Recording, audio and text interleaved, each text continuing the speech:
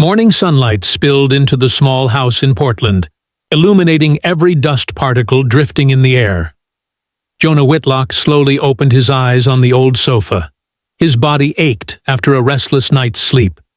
Then a faint sound rose from the kitchen, the clink of a spoon against a cup. Soft footsteps. Jonah jerked upright.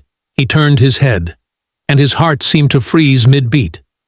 A woman was standing in the kitchen, her hair slightly tousled, the early light wrapping around each soft strand. On her body was his white shirt, the very shirt he'd tossed over the chair last night. She was making coffee, her movements calm, as if she had belonged to this kitchen for a long time. She turned around. A thin smile flickered at the corner of her lips. "Do you really not remember anything from last night?" Jonah swallowed hard. His voice was hoarse, uneven. "Wait, who are you?" The woman set the coffee cup down on the table, slowly, as if savoring every bit of tension lingering in the room. "The woman whose life you saved," she said gently, like a breeze. "And also the owner of the company that currently holds this house." Jonah shot to his feet. The room seemed to spin for a second. His heart pounded hard, every vein throbbing at his temples. From the hallway came a burst of giggles. Tessa, his daughter, peeked her head out of the bedroom door. Her blue eyes sparkled with curiosity. The woman looked at Tessa, then back at Jonah. In her eyes was something both unfamiliar and dangerous, as if she were hiding a secret he hadn't yet touched. "We need to talk, Jonah. If you're wondering how all of this began, remember to hit subscribe so you don't miss what happens next. This story is only beginning to unfold. After all, what does the mysterious woman in Jonah's shirt truly want from him? And what she's about to say, could it change the entire life of the Whitlock father and daughter? Jonah Whitlock, 36 years old, a mechanical engineer who once worked for a major company in Seattle. Now he is just a freelance repairman in Portland, fixing leaking pipes, running electrical wiring for old houses. Any job that pays, he takes. His daughter, Tessa, 7 years old, eyes blue as a summer sky, blonde hair tied high behind her head. She is Jonah's entire universe. Even though life is always a struggle, Jonah still teaches her one thing. "Tessa, we may be poor, but we never give up. Understand?" She nodded. And strangely, Tessa understood life more than most children her age. But that night, that fateful night, began with a storm. Rain poured down on the streets of Portland. Thunder roared across the sky. Jonah drove his old truck home after a 12-hour shift. His shirt was soaked with sweat and engine oil, his hands trembling from exhaustion. The truck swayed on the flooded road. The headlights flickered in the thick curtain of rain. Then he saw it. A luxury car lay tilted on the roadside, its front end rammed into a tree. White smoke rose from the hood. Flickering headlights cast a faint beam of light, like a final cry for help. Jonah hit the brakes. The truck skidded across the slick road. He jumped out, running through the rain like charging into a wall of white. Inside the car was a woman, her black suit soaked through, her white shirt stained with blood. Her expensive watch still gleamed faintly beneath the flashes of lightning. Her face was pale, a streak of blood running from her forehead down her cheekbone. The seatbelt held her tightly in place. She saw Jonah, her eyes wide, terrified. "Help me, please." Jonah didn't think, didn't hesitate. He smashed the window with his elbow. The skin split, blood mixing with rainwater. He grabbed his pocket knife, cut the seatbelt, and pulled her out. Just seconds later, the engine burst into flames. The woman collapsed against his chest, her body trembling violently. "Thank you. I can't breathe." Her breaths were shallow, rapid, full of panic. The hospital was miles away. Half the city was cut off due to flooding. There was no route that would get them there in time. Jonah made a decision within a single heartbeat. My house is nearby. We need to get there now. She nodded weakly. He drove fast, but carefully, his hands still shaking. Through the fog of rain, his small house appeared. A worn wooden home with peeling paint and a crooked fence bracing itself against the storm. Inside, he laid her on the only bed in the house. He pulled a blanket over her and leaned down to check her breathing. She was unconscious, but stable. Jonah grabbed a pillow and headed to the sofa. That would be his place to sleep tonight. Around midnight, Tessa woke up. She quietly stepped into the living room and saw her father sitting upright, his tense eyes fixed on the bedroom door. "Daddy? Who is that woman?" "She's hurt, Tessa. She needs help." "Will she be okay?" "I think so. Go back to sleep." Tessa wrapped her arms tightly around him.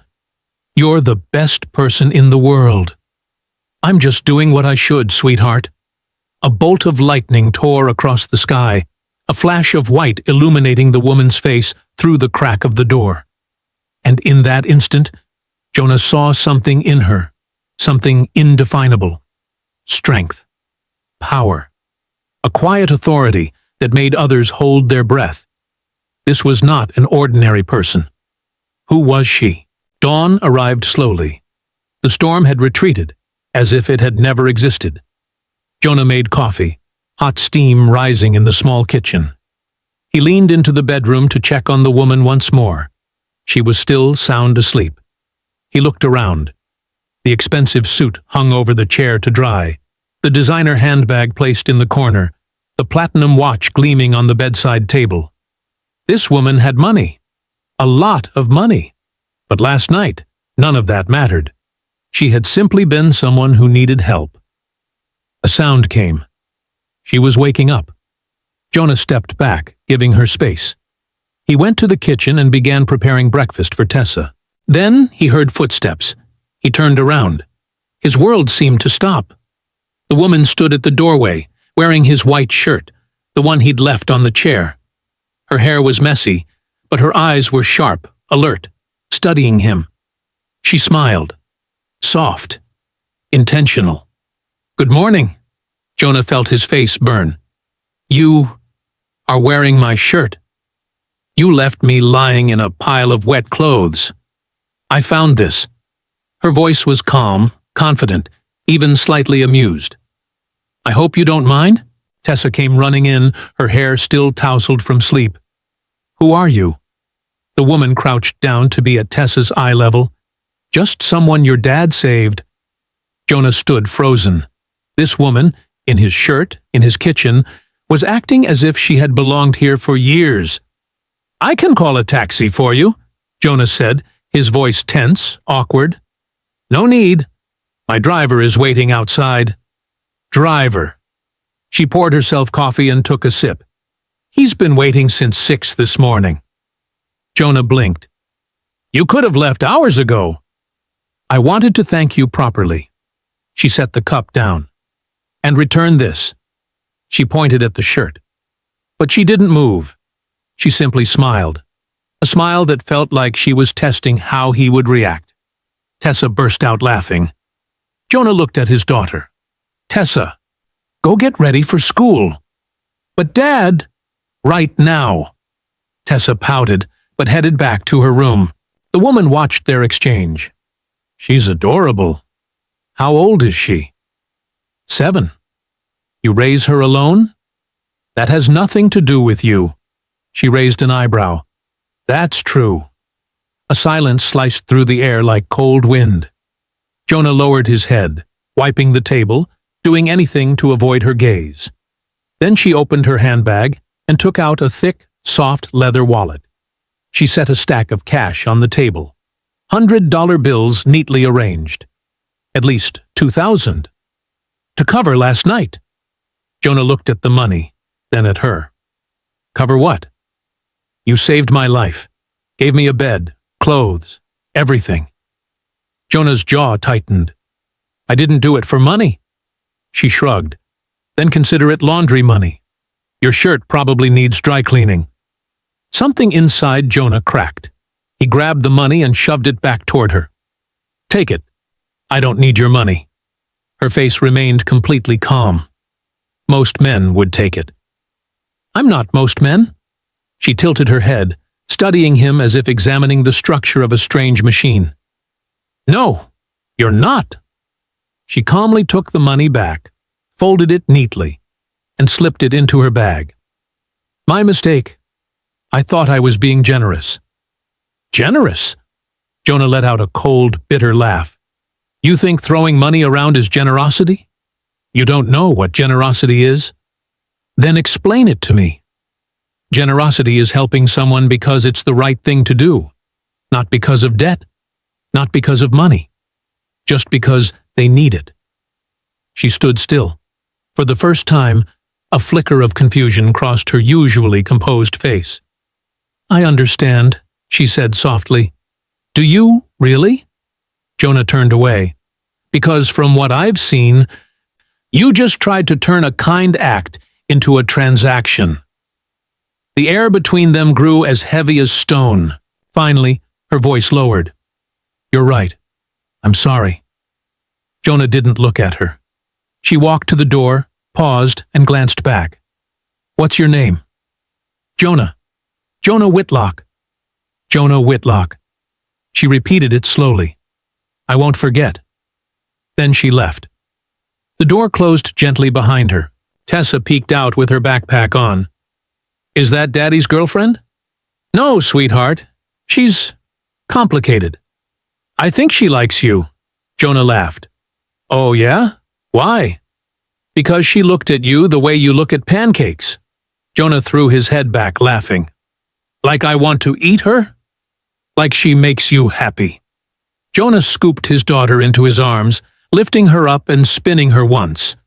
"You're too smart for your own good." That afternoon, Jonah picked Tessa up from school. They stopped at a small grocery store. He counted the money carefully. Enough to buy rice, eggs, vegetables, maybe a small treat for Tessa if he calculated well. At home, he turned on the TV while cooking. Then he heard it. Breaking news. CEO Aubrey Hawthorne, who survived a car accident last night, returned to work today. Sources say a local resident pulled her from a burning vehicle just in time. Jonah froze. He stared at the screen. It was her, the woman from that morning, now appearing with a commanding presence in a sharp business suit, standing in front of an imposing headquarters building. Behind her was the large logo, Hawthorne Industries. The reporter continued. Ms. Hawthorne declined to name her rescuer, but she did say this. The screen shifted to Aubrey. Microphones pointed at her, flashes firing non-stop. He was kind, humble, and refused to take any money. That is the kind of dignity that cannot be bought. Jonah stood there, wooden spoon in hand, mouth hanging open. Tessa tugged lightly on his sleeve. "Daddy, that's the woman from this morning." "Yeah, sweetie, it is. She's famous. Looks like it." "Why didn't you tell me?" "I didn't know either." Tessa's eyes widened. "Dad saved a CEO. That's so cool." Jonah turned off the TV and went back to cooking, but his head was spinning.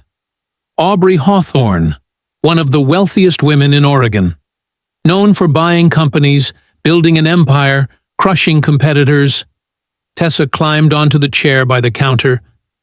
"Do you think she'll come back?" "I don't think so, sweetheart." Then he sighed.